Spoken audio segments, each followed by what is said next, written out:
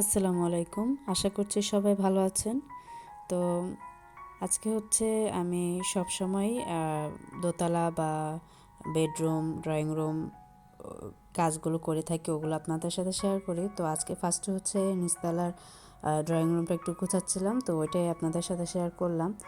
চেষ্টা করি রেগুলার হওয়ার, কিন্তু গতকালকে আমি কোনো ভিডিও আপডেট দিতে পারিনি। কারণ হচ্ছে কিভাবে যেন আমার ভিডিওটি ডিলিট হয়ে গেছে। মানে মনটা কালকে খুবই খারাপ ছিল।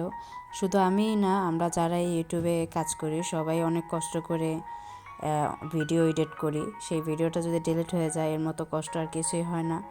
তো যার জন্য কালকে আমার ভিডিও দেওয়া হয়নি। আর যখন কালকে রাতে মনটা অনেক খারাপ ছিল, যখন লাইভে ছিলাম, অনেকেই কমেন্ট করেছেন, আমি খুবই দুঃখিত। আমি সেভাবে কমেন্টের রিপ্লাই দিতে পারিনি। মানে ফোনটা জাস্ট রেডি করে আমি অন্য সাইডে ছিলাম, যার জন্য আর কমেন্টের রিপ্লাই দেওয়া হয়নি। ইনশাল্লাহ নেক্সট ডে লাইভে কমেন্টের রিপ্লাই দিব। তো এই যে আমি রুমের এই কাজগুলো করছিলাম, তো ওইটাই আপনাদের সাথে শেয়ার করছি।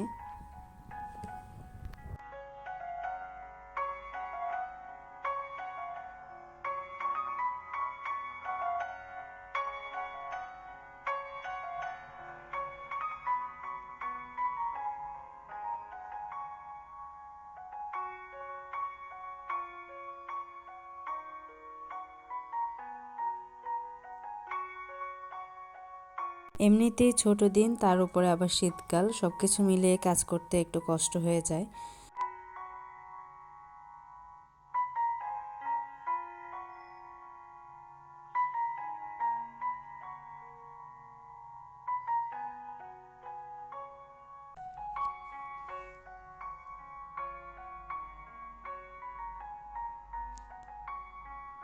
অনেক দিন ধরেই আমাদের এই ছোট চুলাটায় আর কি বিকেলবেলা কোনো নাস্তা বা কোনো কিছু করা হচ্ছিল না। তো আজকে ভেবে নিলাম যে ঠান্ডাও আছে, তো বিকেলবেলা একটু চুলাটা ধরিয়ে হচ্ছে একটু চা বানাই, একটু চা খাবো আর কি। তো এখন হচ্ছে আমি একটু দুধ চা বানাবো।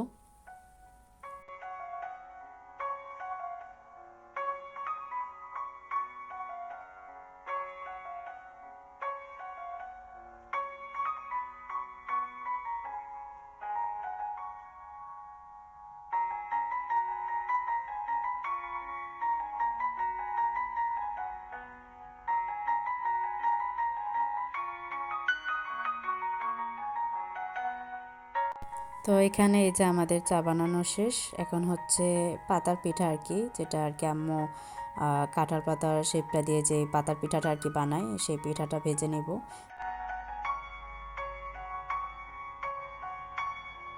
চায়ের সাথে এই পাতার পিঠাটা খেতে খুবই মজা লাগে।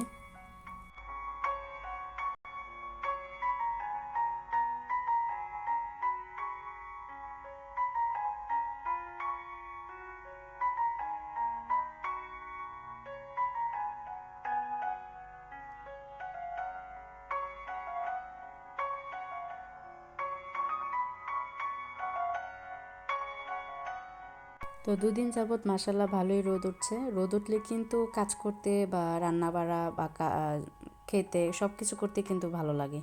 আর রোদ না থাকলে শীতটা আরও বেশি লাগে, আর কাজ করতে কোনো কিছু করতে আর কি ভালো লাগে না। তো এই যে আমাদের চা রেডি, সাথে হচ্ছে পাতার পিঠা।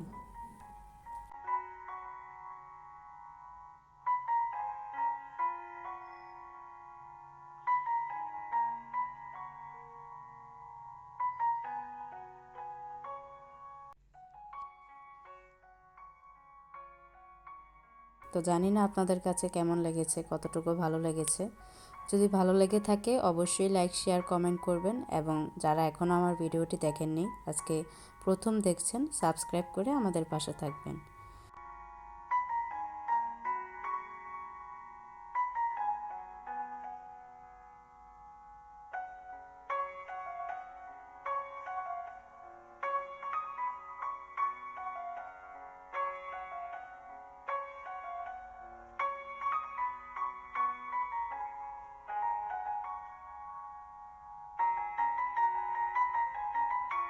অনেকে আছেন এত সুন্দর করে কমেন্ট করেন, এই কমেন্টগুলো যখন পড়ি খুবই ভালো লাগে, অনেক উৎসাহিত হই।